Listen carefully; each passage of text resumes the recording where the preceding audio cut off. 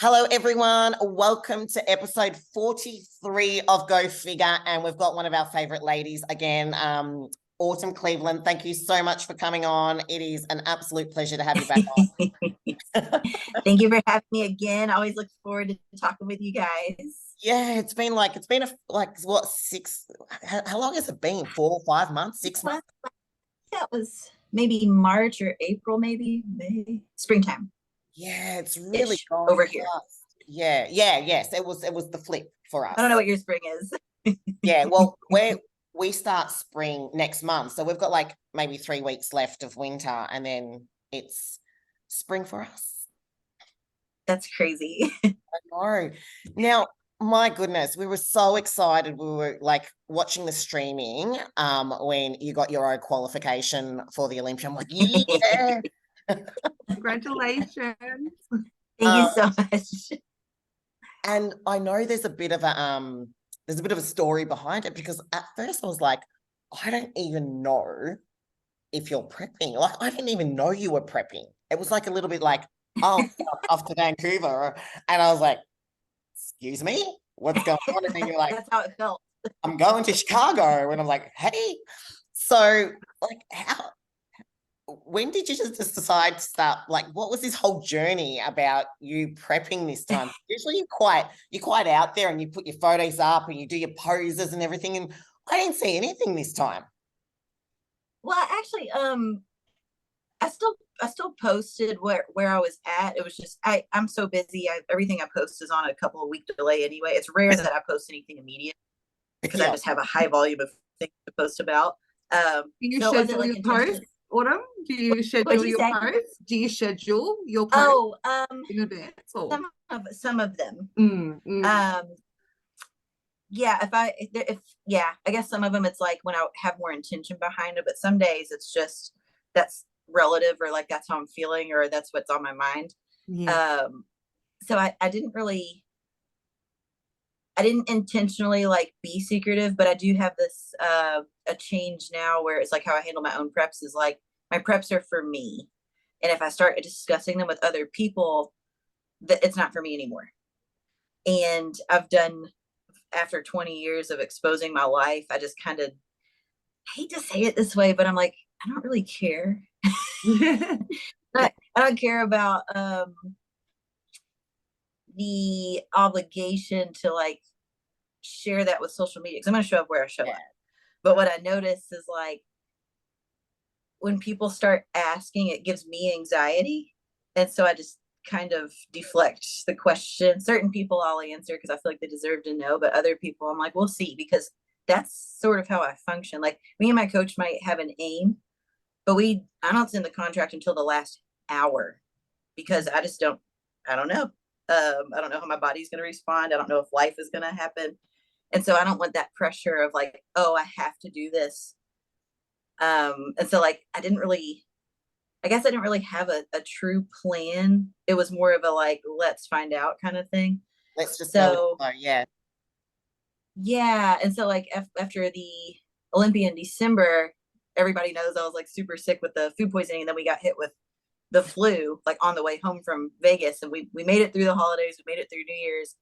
And then that's when they posted about the new 2023 qualification changes for the Olympia. And that was hard for me, because if the point system didn't exist last year, I would have stopped after the first Texas show. Because second place meant something to me when I was getting points. That's the only reason I kept going. And with the change in the point system, I thought, well, now second place kind of means nothing in my goal. And so I've owned second place enough to where I don't need to find out what second place feels like anymore. Yeah.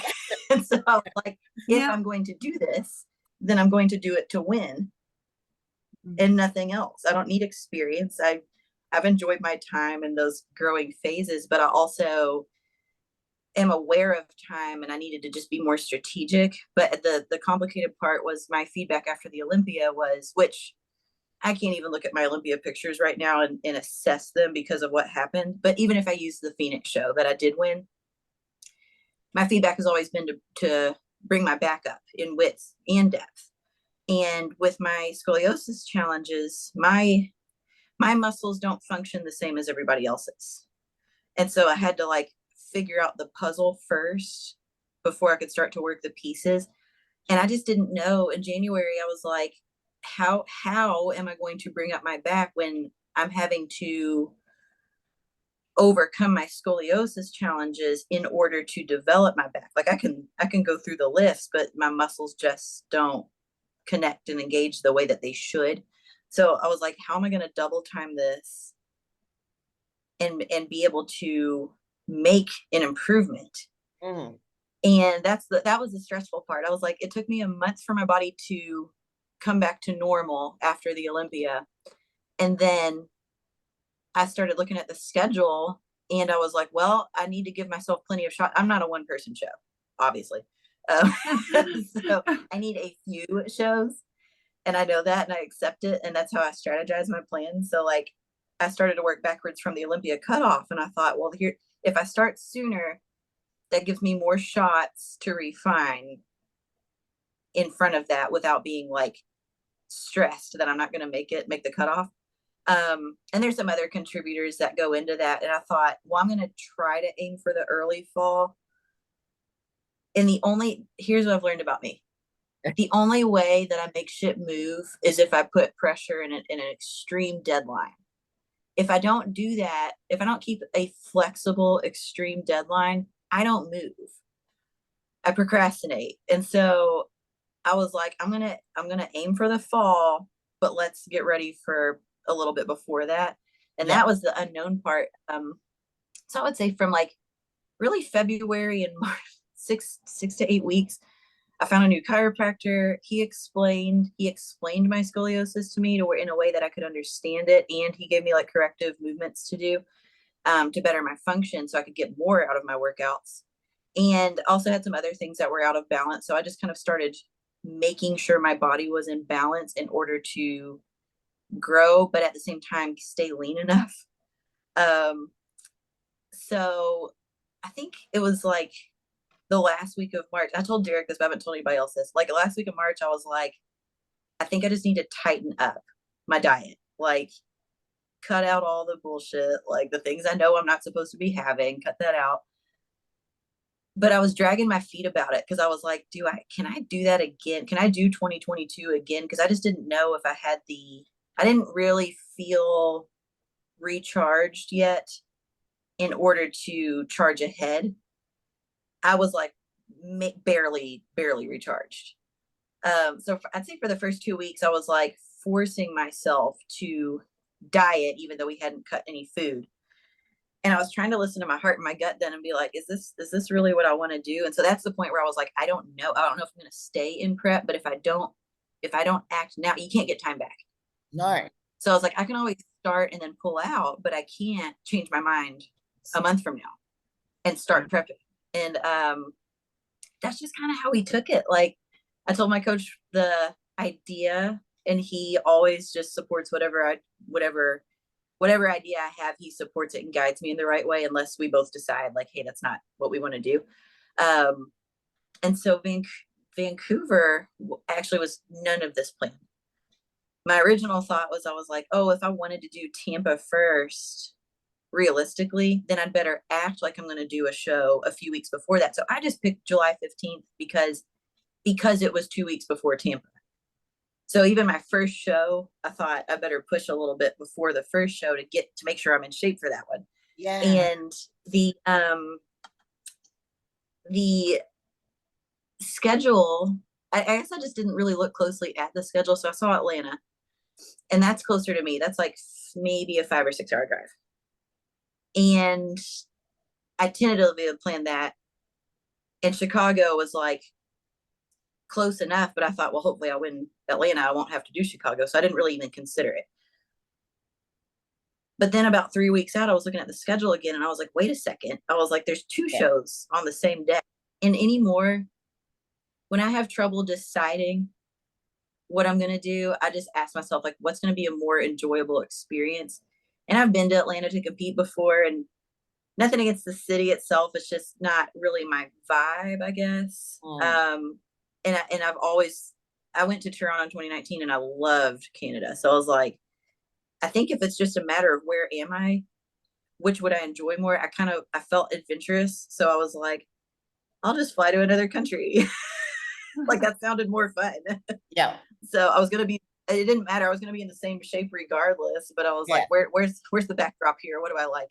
Yeah. And so I shifted gears 3 weeks out from Vancouver. I started like getting my trip together and I felt really, really good about that. And then, this is almost like clockwork now. It's part of my signs. I love that. That something big is happen. Anywhere between 2 and 4 weeks out from a show, typically I'll get knocked down with some weird fever, but no other symptoms. Wow. And sure enough, the first week of July, I got that fever. And I don't know if I joke and say it's like my body trying to tell me like, hey, slow down. So it forces me to stop, but I really don't know why that happens. And so I got that fever and I'm laying there in bed and I'm like, maybe I should like not do these shows and just wait for Tampa. But then I recognized what it was. And I was like, anytime this has ever happened, it's always been fine. So I barely got over being that fever sick. That lasted for about 5 days. And then that's when I had to leave. So Derek drove me 2 hours away to go to the airport about, I think, a week out from that show to give me plenty of time to travel. Drove me to Indy from Louisville. And then I flew from Indy to Bellingham, Washington, rented a car, drove across the border 40 minutes over to Abbotsford. And that was fun. I'm really glad that I did that because it felt very empowering and I learned a lot about traveling. And just the scenery and the vibe of everything was just so nice. Like I needed that. It's like, it was like my vacation, but it wasn't. Like I don't do vacations. And so just along the ride, I was like, I am so glad that I came here. And even backstage, like everybody was so nice and it was fun. It was like they had like awesome like EDM music playing. Like it was a really sunny day. Like I was like, this is an amazing experience. And it was. The trouble that I had with that was I have done, it's almost like, it's hard to say out loud. Over the last 6 months, I've had to do so much internal work to make myself believe that last year actually happened. Like for the last 9 months, I've been questioning if the Rising Phoenix was a fluke.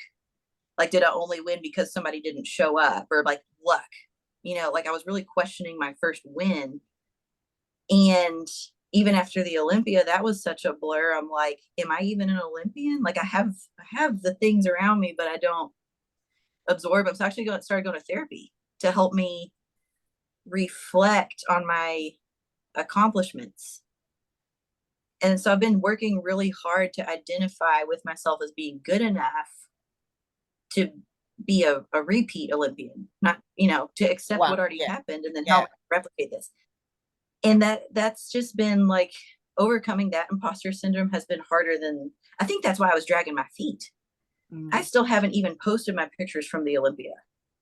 They're on my phone and I haven't put them out there to everybody else. It's like there's some weird barrier there. And so I did so much emotional and mental work to walk out on that stage better than the Olympia as an Olympian, convince myself that I could be confident. And that's exactly how I walked out there. I was like, I am an Olympian. This is my moment to prove that, not just to myself, but to everybody else, hopefully the judges. And because of the food poisoning at the Olympia, I already knew with confidence that I was undeniably better than the Olympia. So when I got second, that just confused the shit out of me. And it doesn't have anything to do with the winner. The winner looked fantastic. She had an amazing back. She had a nice full package, really nice density. She was dry. She was sharper than me. So I do see why her physique package won. But at the same time, like, even if she wasn't there that day, it's like, what was I missing? And that's what was tearing me up, is I thought, how am I bringing a better figure package than ever? And it wasn't good enough. So that night I was trying to be realistic because, like I said, I was like, I don't think I have in me what I don't think I can do 8 shows this year for a lot of reasons. And so that night, this is so stupid. So I always get my salads after the show. Like as soon as I get off stage, I'm eating like 3 to 5 salads of whatever I want. And I usually keep them like super low fat. And this time I went back to my little Airbnb after the show, and I was just kind of watching the sunset and taking a minute. And I was like, I think I'm done. I was like, I think I'm just going to go home and I'm going to call it a season. I was like, if my absolute better than best is still only second place and second place doesn't get points, then why am I doing this? And so I was prepared to like pack up my stuff and shut it down, go into a growing season and just accept it. And so I started like dumping all this salad dressing on my salads because I was like, it doesn't matter if I have extra fat because I'm not doing a show. I'm going to go home. And then all night, I probably slept for an hour and then I'd wake up and toss and turn. And I was like, should I do Chicago? And I was like, no, I'm not doing Chicago. And I was like, there were so many reasons for me not to do Chicago that I was absolutely certain that it wasn't going to happen. And then the next morning I woke up and I was like, excuse me. I was like, I am just going to get on the steering wheel and do what I always do, which is kind of work out my feelings on the steering wheel.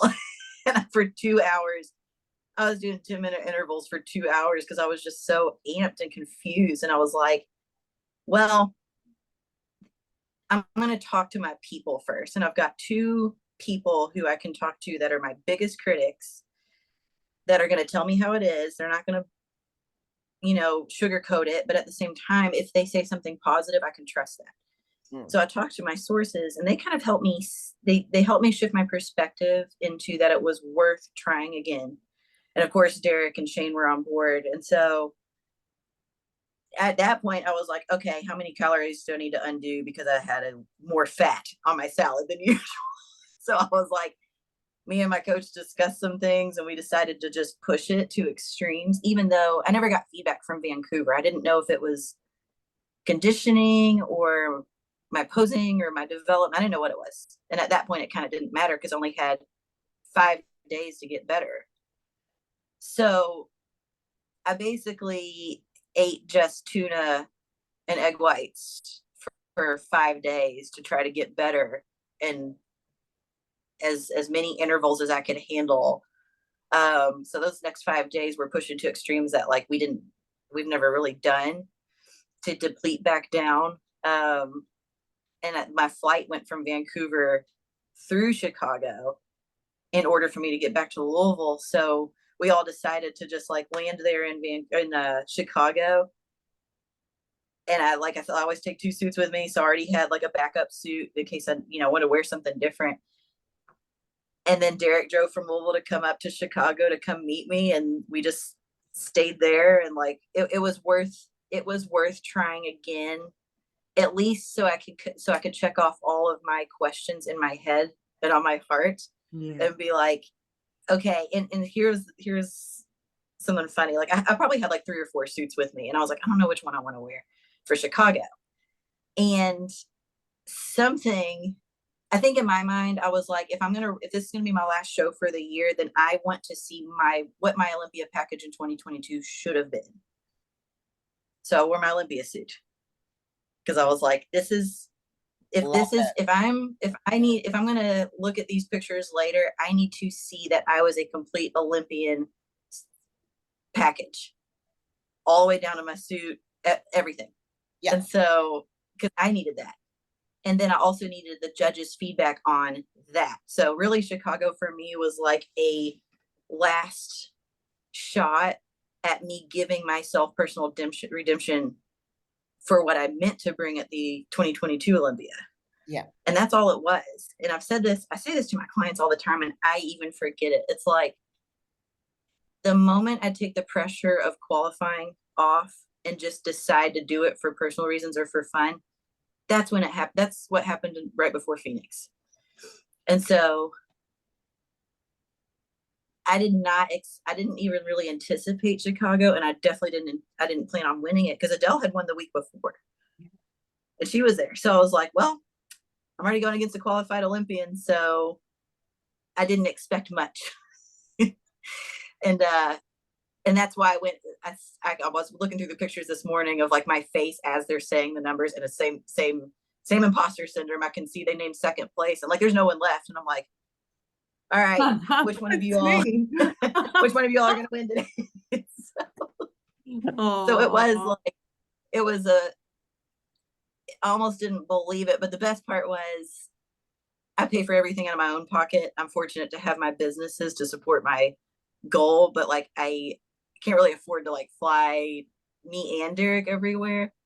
And this show, we could actually get him there to where he could be there in Chicago for this Olympia qualification, which we've never had. So that was the first time I got to like win a show and then go right out to him in the audience. And like that was just like the magical part about all this aligning. So it's funny because like what happened after the qualification was the most rewarding part, especially conversations I've had with like the people who I need to hear things from. Even in the weeks after Chicago, it's like I feel more positive and hopeful about this than ever because of the people and the ways that I'm able to connect with them and like look into moving forward after the qualification. Yeah. So that was like, I'm still trying. It's only been 3 weeks, and tomorrow is my first day where I have nothing since the show. And I'm gonna like lay on the floor and just like close my eyes and just absorb, like give myself some time to like process. You need that quiet time. And I think that might be there might be that part of it as well. Because there was 2 things I wanted to bring up there that really stood out to me. That I'm noticing more and more of a trend is that athletes are becoming more and more open to actually working with behavioral specialists, psychologists, to work through, generational traumas, programmings, belief systems. And I think that's absolutely wonderful because Rose and I, we're both qualified psychologists ourselves. And and so we're massive on this because it's the head and the way that you're programming and that computer chip that's in your brain that, directs you through life. And, and loops, like we were talking about before, there was like this loop. Every time I'm 2 weeks out, I get like this virus. And I'm like, is that stored in our DNA? Like, is there a part, is that a part of the show reel? You get what I mean? Like it's there. Like what? Oh, yeah. Yeah. And I was just thinking like, I spent a lot of time on, sorry. No, I was just going to say like what kind of intervention needs to be done to eliminate that virus, that comes 2 weeks. Paradigm shifting. Yes, that's right. And that's something I'm like really tuned into right now. And just the idea that it can be shifted. A lot of people don't realize that if they can reprogram and re-identify. In my posing course, I have a video on identifying with yourself. Because like before I was an Olympian, I was wearing Olympia gear. It felt stupid. It felt like I was being fake, but I was like, this is a uniform. And if that's the job, that's what my dad taught me when I was young. He said, dress for the job that you want, not the one that you have.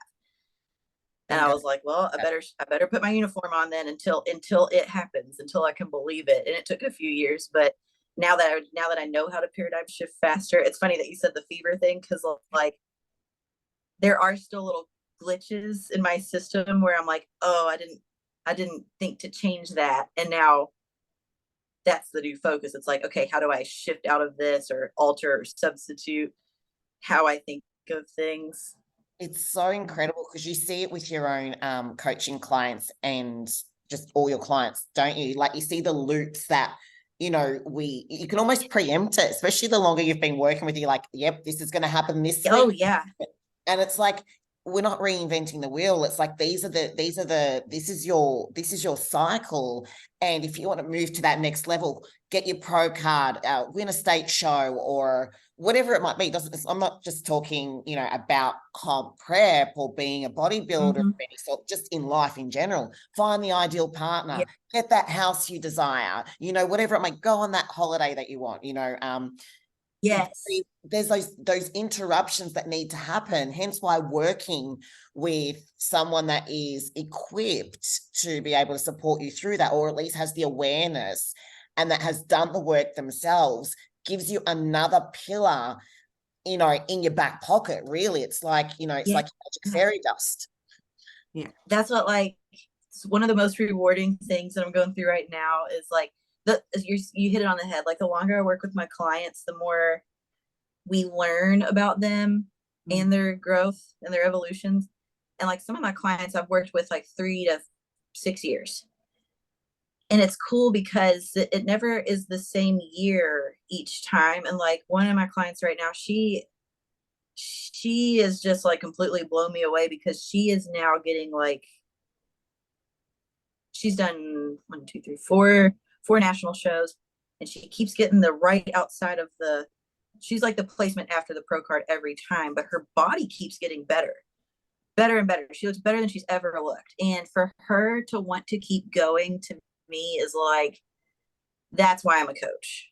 And I think I've said this before, like, I'm not a flash in the pan overnight success person. Those exist. I'm better coaching the people who, it's like, how do we keep going? How do we keep showing up? And I've named, Derek and I have named it the like beat the door down mentality, that it's like, if there's a crack in the door, that means there's a crack of hope, and you go in and you charge head on at it.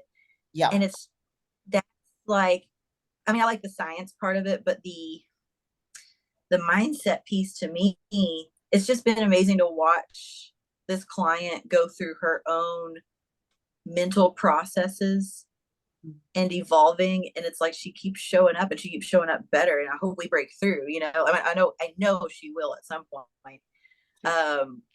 But that's like, it's like, that's the work that I do with myself. And now I get to teach my clients how to do that in bodybuilding. And then hopefully they use it for the rest of their life in other ways.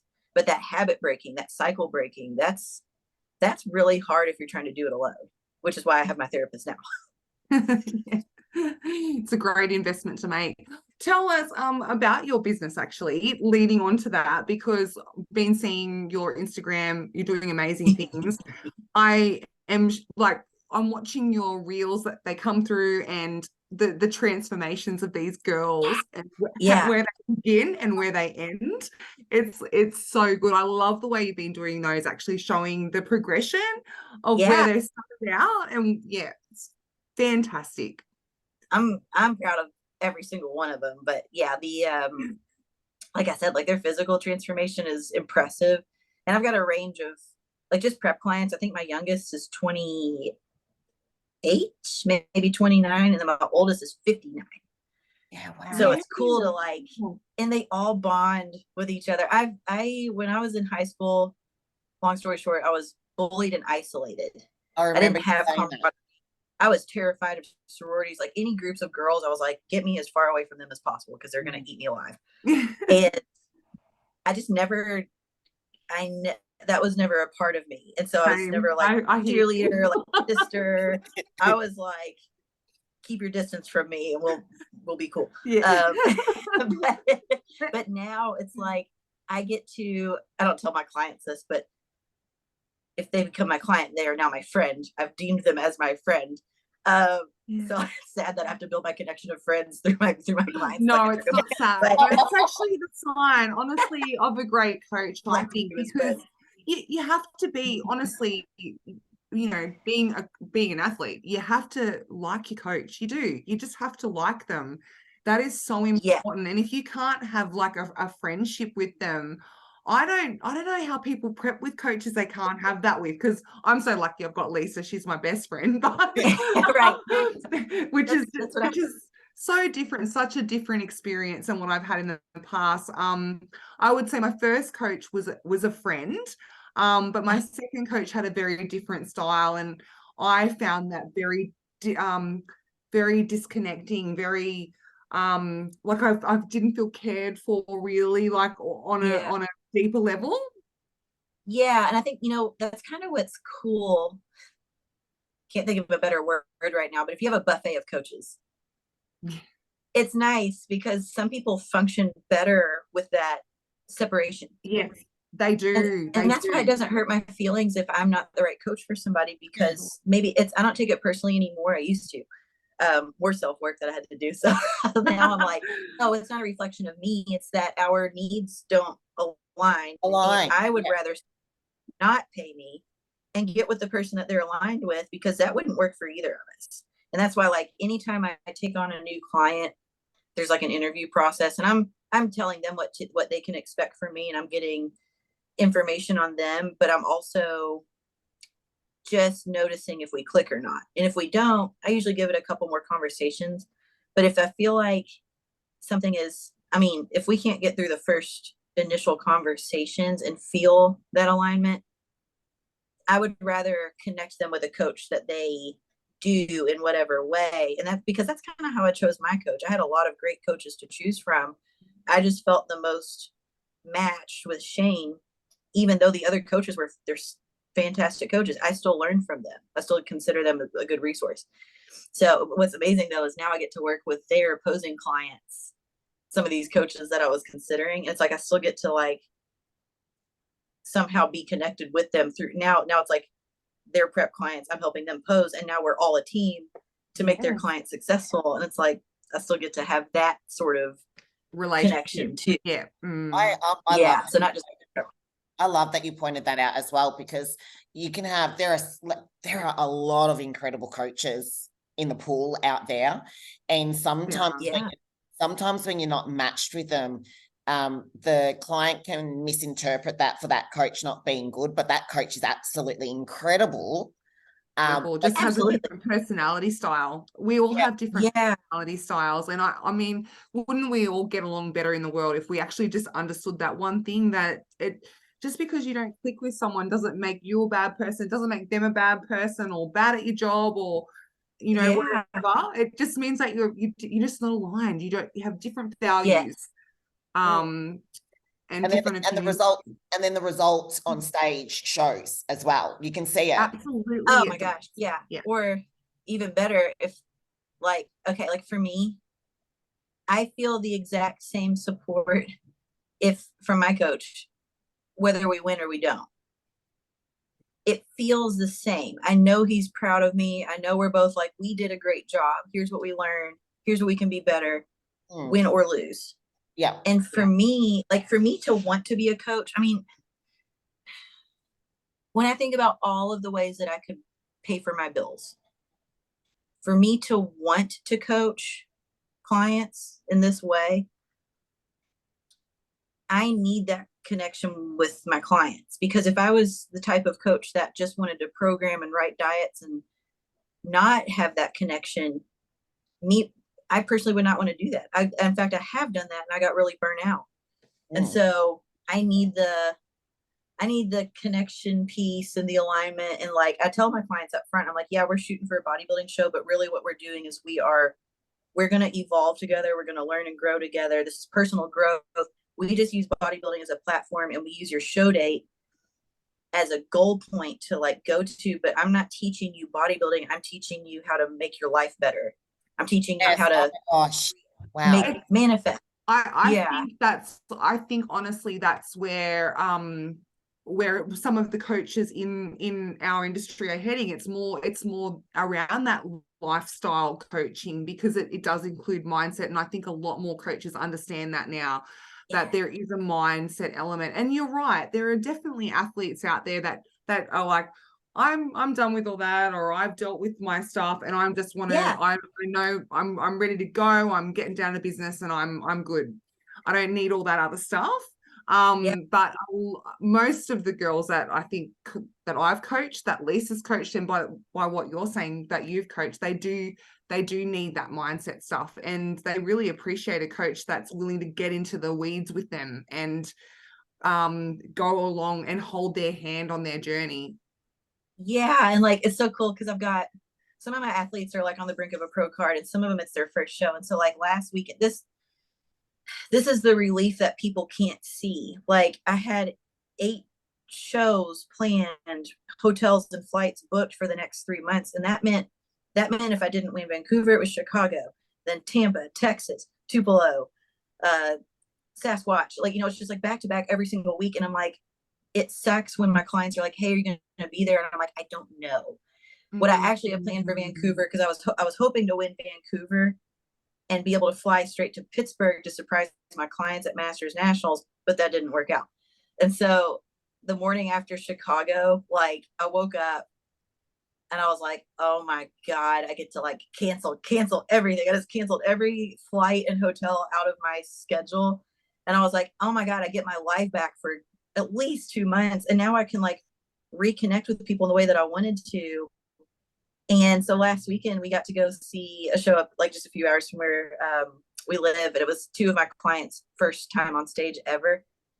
And it was also one of my other clients' last show of the season. And I just had a moment where I was like, it is so nice just to be here with and for my clients and like see them on stage for the first time or like closing down their season and like be able to hug them. And, you know, it's like, it's different. Like, that's what I want to do. It's just when I'm an active competitor, I have to make tough choices and I don't get that often. And I used to like expedite our shows. So if I wasn't competing, I was expediting. But now I'm making it more of a priority to just be and enjoy and watch the show like I used to before I started competing.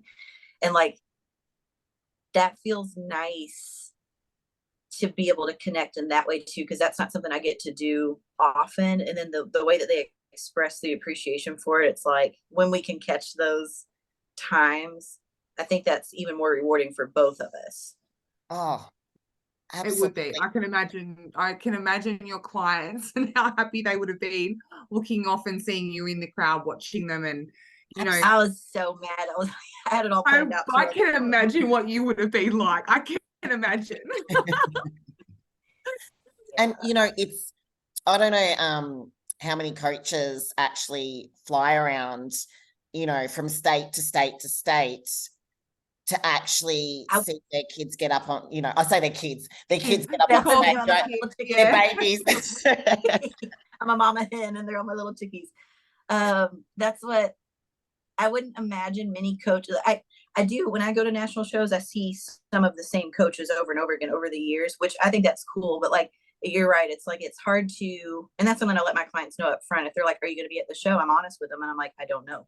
If I can be, I want to be, but like over the next couple weeks, even though I'm not doing anything, I need to preserve myself to be good for all of us. And so I can't hit every single show, but I am getting to enjoy going more shows now, but it's all determined by my capacity because of competing. If I wasn't competing, I would probably be at every single show. And that's kind of something I envy for people who just coach.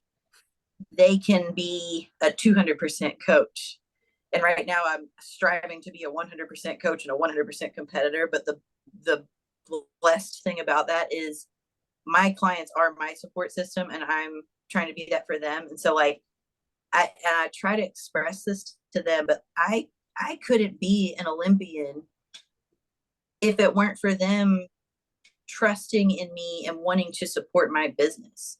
The only way this can work is because they pour into me, which is why, like, especially with my posing course members and my prep clients, I prioritize them back because they chose me. Yeah. And to me, that's kind of like a loyalty. Because there's a million awesome posing coaches out there. And if they choose me, of course, I'm going to try to do that back for them. So like, I give them priority for like posing sessions, like whatever they need. I try to spend more time with them. Like we do monthly live calls, and I try to like really answer their questions and like eliminate their doubts and stuff. But like, I can do that because they trust and support my business.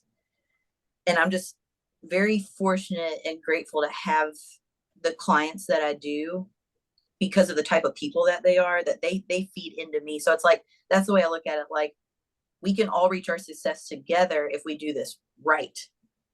And that we don't have to choose. So that's why I only take on like so many prep clients a year, because to me, it's quality over quantity. Oh, and I'm hesitant. Yeah, like I'm really, it would make me feel awful if I took on one or two too many. I had to write a hard email this week because I thought I was going to take on one more person and I really wanted to, but I took a few days and I had some other shifts arise that I was like, I tried to listen to that and I was like, you know what, now's not the time for me to commit to this because I don't feel like I can do a good job. with everybody. And so I had to kind of tell her, like, unfortunately, I'm gonna have to take back what I said about like moving forward, but try to put her in touch with another coach. But like, it's crucial that I don't take on too many clients, because if any of us start to suffer, like, that's not why I do what I do. No, and that's what I love, that level of integrity as well. And that's how Rose works. That's how I work as well. It's like I mean, gosh, there is so much that's involved in prepping an athlete for a show that is not general population, and energetically, it's like you're on stage, like you're doing the show. So if you've got 10 athletes, you're doing 10 shows plus your shows. Oh yeah. But what I love, I'm very proud of this actually, because it took me, my business is now officially 10 years old. And it took me at least 5 years to learn how to say no and put boundaries. Yes. Because I felt bad. I was like, oh, I don't want to say no to people. But then I realized what a problem that was. So it took me about 5 years to get confident in saying no. And then after that, I started like refining the system of like how we check in, how I handle things, how I manage things, our communication, everything. So here's what's cool is like now I can compete on the exact same day that my clients do. And we have zero problems. We're both getting up early. We're both getting our hair and makeup done. We're both getting our tan. We just check in with each other. They send me their pictures. I send them their instructions. Typically, they get on stage for their prejudging before I do mine. And then we reconnect after prejudging and decide their finals plan. And it's like that. I'm really proud of that we can both compete in different parts of the country, same day, same show day, everything. And we can both do what we love to do without either of us feeling like that the ball was dropped. Good on you. Yeah. So that's tough. I'm also proud. Very, very tough, I would imagine, but good on you. Good on you for doing that. I think my screen froze. Oh, it did for a second. It did. And you were like this. Like, like you're doing like this action thing. You know, and I love the fact that with your posing as well, you give so much to your clients. And I think she might have just frozen again. Just frozen she's again. Frozen. Yeah. Oh no, she's back. She's back. She's here. You're okay. Here. Can you hear? Yes. Yeah. Yeah. Yeah. Can you hear me? I don't know if she can actually hear us. Can you see us? Hear us? This is going to be. Oh, bless. I think she's gone. This is going to be awesome when it goes back live, right? Yes. She'll come back in. Let's see if she comes back on. Yeah. What oh, here she is. No, she's coming back. She comes back. Okay. I can hear and see you now. I don't know what happened. No, that's all right. Like this happened last time with who did we have on? Who was it? Gosh, who was that? Oh my gosh. I can't even remember who it was. Oh, my God, was it Erica? No. I can't even remember. Yes, it was Erica. It was Erica. Yes. Yeah. And it just emptied out. It just finished and it just went, you know, and I was like, sorry everyone. But what we were saying is that, you know, we're so impressed with how much you give back to your athletes physically and emotionally and mentally and spiritually as well, because you're helping them evolve. But, you know, not only it's great that we've talked about that, but the other thing that I wanted to bring up as well, which I think is really important, is relevancy in posing as well. So being relevant, right? Because like, let's say, for example, like you might be a judge, or it could be a coach that maybe hasn't really been in a loop for a long time, or hasn't got it up on stage, or maybe hasn't done a refresher or anything like that. Like, you are at every freaking show you can possibly get to. You are being taught by your Sandys and your Beckys, and, you know, like, when we've got the Women's Academy coming up, what is it? The Women's Workshop. The NBC Women's Workshop in January in Orlando. Exactly. And, you know, like last year they had like a couple of hundred girls, or this year, sorry, a couple of hundred girls that rocked up. Yeah, 400. And there was a wait list of 200 people. Yes, it was massive, huge. And like, I remember I was watching it live. And I was like, geez, I wish I'd love to be over there. But like, you know, with yourself, is that you're there and you're getting feedback, you know, and you're listening and learning, so that Yeah. not only are you just staying the same or teaching people just a watered down version of how you would pose or what have you, there are intricacies in this process of posing that sometimes are overlooked, right? Everything Yeah. from, you know, and when we talk about stage presence, it could be like the avatar that you're bringing to stage, you know, the energy, how to turn your head one way to the other way at precisely Yeah. the right moment, how many seconds to hold. So this is something that we see you do, and I've seen, because I watched you girls. I've watched them, and I was like, she's got this going on. So what I want to kind of like highlight, maybe even rehash again, or get your input on, is the different layers that are taken into consideration when you're setting someone up to pose the best that they can in line with the criteria. Absolutely, yes. In fact, like, I used to question that. Like when I first started teaching posing, I was like, well, maybe not when I first started teaching posing, but as I got deeper into posing, sometimes I would have someone pose with me and I'd never see him again. And I was like, do they not like the way I teach? And then I thought, I don't care, because I'm teaching it the way that I think will prepare them. And there is a certain order. What's interesting is like every single person I work with is a different puzzle. And I didn't create posing, and I'm not the first posing instructor or the best in the world. I try to be, but like, you know, I'm not gonna, I'll stay humble there and say I don't know everything. But what I do try to do is like what it all comes down to is, if you don't understand what you're doing, how can you replicate it? So my job in every posing client's like situation, it's like, how do I make sure that you understand what you're even trying to do? And I'm also aware that it takes time. Like it takes 2 to 3 weeks for your nervous system to adapt to a new movement. So why is posing any different? Yeah. I'm going to teach you something, but it's going to take you a few weeks for your neurological system to really get this down for memory and replication, but also just like the unposing aspect. Like you have no idea how many clients I get, and I have to undo what they thought they knew or didn't know, or what a former posing coach taught them. We have to do that. We have to undo it first. I can't bring a new bed into a bedroom if there's a mattress already there. Like we got to get it out first. And so that's why everybody's different. It's like sometimes I have to break their former habits so that we can create new ones. And I'm just I've been teaching posing for a decade now. And then I also have like my minor in psychology and like biopsychology. I understand like the thought processes that tie into it. And also I'm an artist. So I see things differently. I see lines and geometric shapes and balance and symmetry differently. And so my goal is to get that person in that position as fast as possible and explain to them why. Like I don't just do a session with them. I send them their pictures afterwards and I show them, here's what you're doing before, here's what you're doing after. Here's what you were thinking about, here's what we changed. You know, it's like I need them to have concepts in their head so that when they get on stage for the stage stimulus and it's overwhelming, that they don't forget what they're even trying to do. And I'm still like, there are times where like just Chicago Pro, I caught something that I was like, oh, I know better. But in the moment, I just forgot. I still forget sometimes. Yeah. And so it's funny because like with my course members and I have to give them homework, I do the same homework.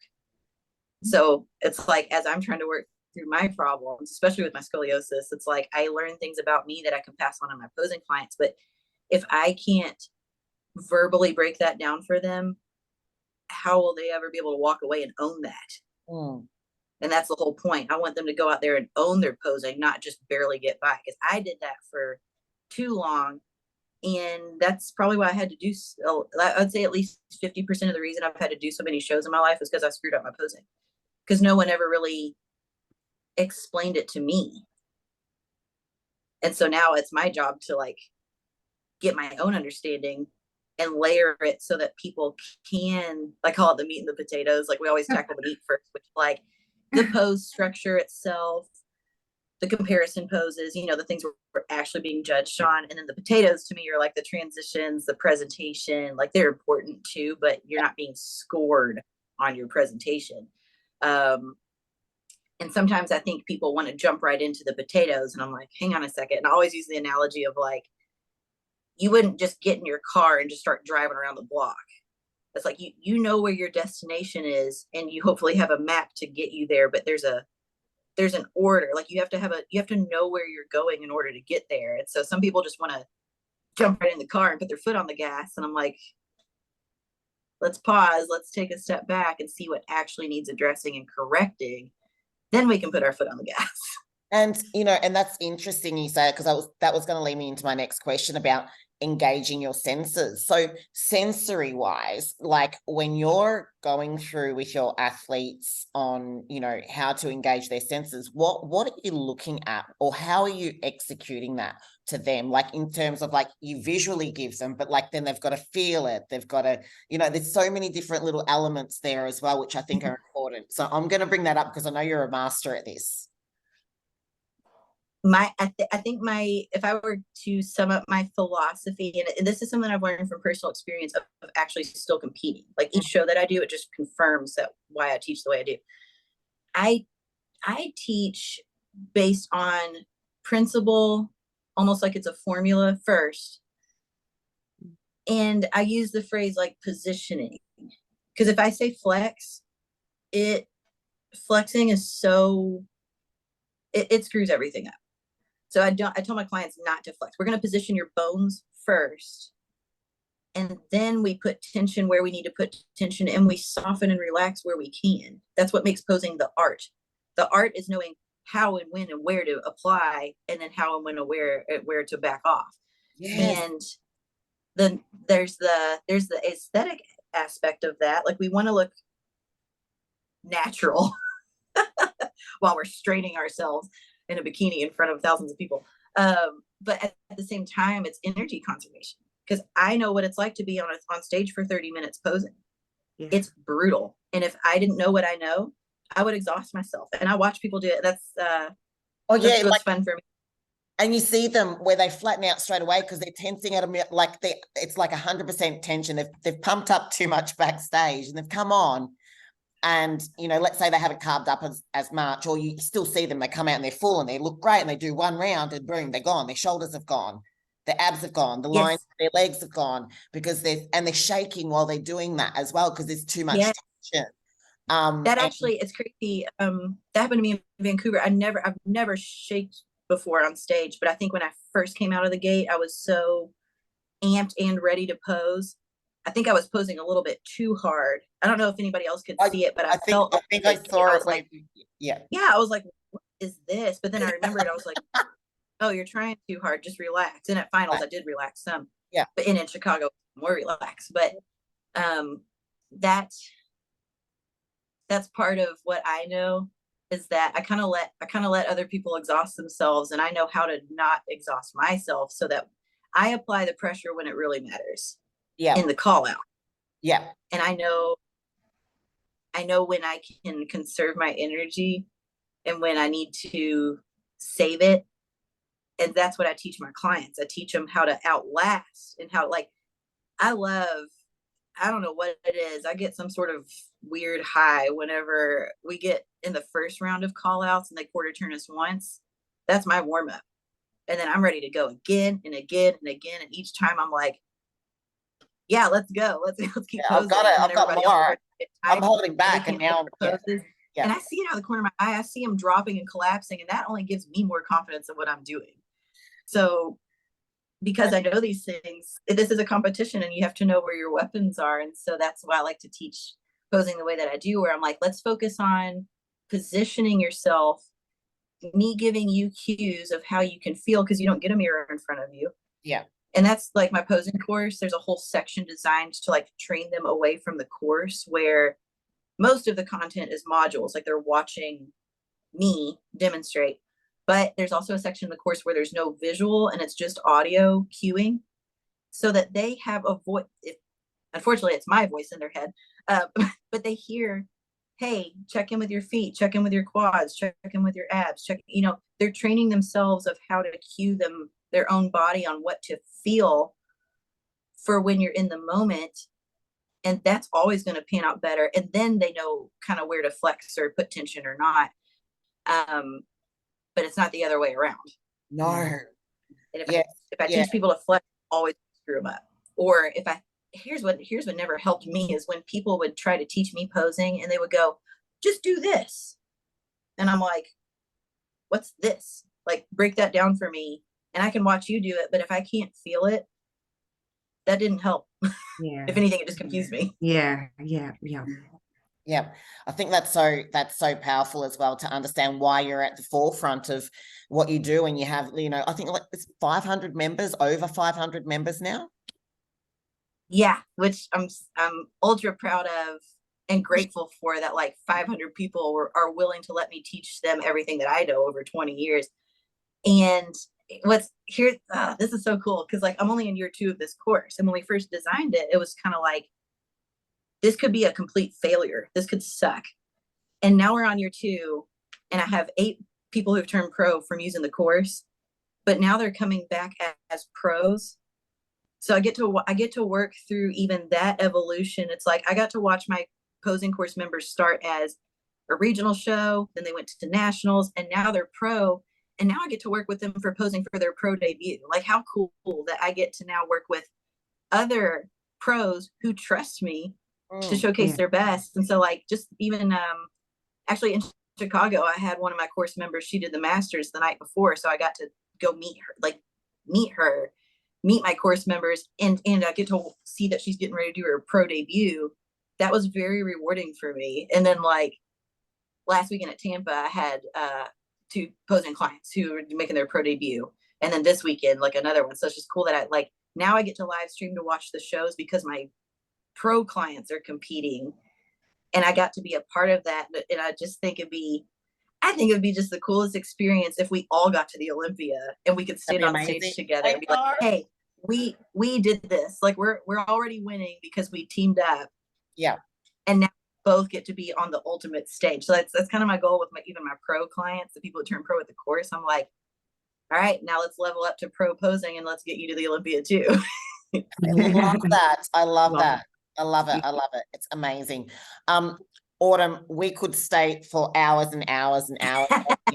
You know, like we're already speaking off air for, I think it was half an hour, 45 minutes before we got live. But you know, you're about 12, is it 12 weeks out now? How far out are we? 13 weeks out of the maybe 11. I think tomorrow might be 11 weeks out. 11 weeks out. Yeah. Holy Mary, Mother and Joseph. So have you got the plan in place? Is there a plan in place, or are we vibing this one as well? Say that one more time. I said, do you have a plan in place? Have you spoken to your coach? You go, this is what we're doing now. Like, we're ready to rumble. Oh yeah. Nothing's changed on paper except for that he gave me like I said, we were pushing to real extremes in that last week, and so I have like a little bit more food now. I'm trying something different with my lifts right now. So far, it's working amazingly, but it's something I've never done before. Still working with my chiropractor for my scoliosis stuff, and just trying to get that improved. And I think my feedback was to get like there are some poses that I need to refine better, which is I've got 2 or 3 months to do that. But other than that, they said my conditioning was as it should be, and I've asked for their opinions on if I need to bring up any body parts. So really the goal is to restore my body, recharge so that I can push again, but not really get too far away from where I was in Chicago. But it's almost like this is where I get to kind of like play and just have fun. Because you're already, which is dangerous. Veins in your arms everywhere, your shoulders are out, you're ready to go already. So that's ready to go. This is what we love about it. Yeah. So just as long as I don't screw it up for 2 months, we're good. You can't. No more dressing on your salad, okay? So oh my God, I did not. Yeah, that was like an embarrassment. No, not really. No, gosh. I mean, gosh, we've all got one of those stories, let's be honest. Yeah. Well, thank you all so much for being on. I always like talking to you guys. Oh, you too, Autumn. I can't wait to see you on the stage. Absolutely. So we'll have to do it again. You're so supportive. We'll have to do it again after the Olympia. Yes. Yes. All right. Love you lots, and we'll speak to you soon, Dave. All right, thank you.